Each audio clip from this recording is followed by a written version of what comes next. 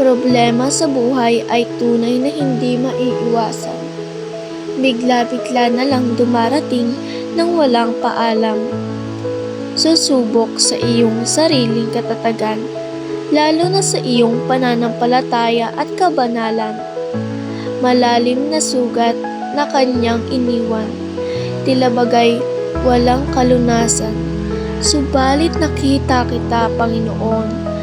Kaya naman, Panginoon, akayin mo ako. Sa bawat problema, ikaw ang maging kaagapay. Sa bawat hamon na nasa aking kamay, salita mo ang siyang aking ilaw at gabay. Sa bawat hamon na iyong ipinapahintulot, dulot nito ay isang leksyon.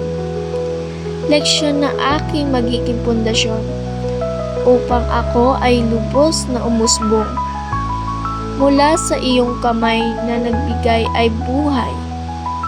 Katawan ko ay iyong ihimlay. Hamon na mistulang ambon, agad-agad namang mayroong solusyon.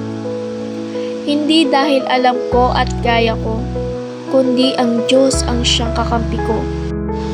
Meron namang bagyo, dala ay dalubyo, na siyang sumusubok sa pananampalataya ko para bang mahabang daan na walang katapusan.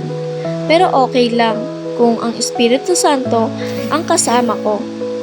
Kaya iyong pakatandaan, sa bawat hamon sa iyong buhay, ang kanyang kamay ang siyang kaagapay upang umalalay.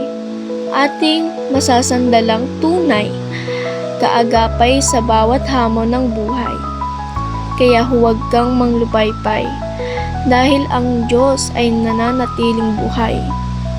Kaya tumawag ka lang sa Kanya at huwag mag-alinlangan, sapagkat pinagpala ang taong sa Kanya'y walang pinag-aalinlangan.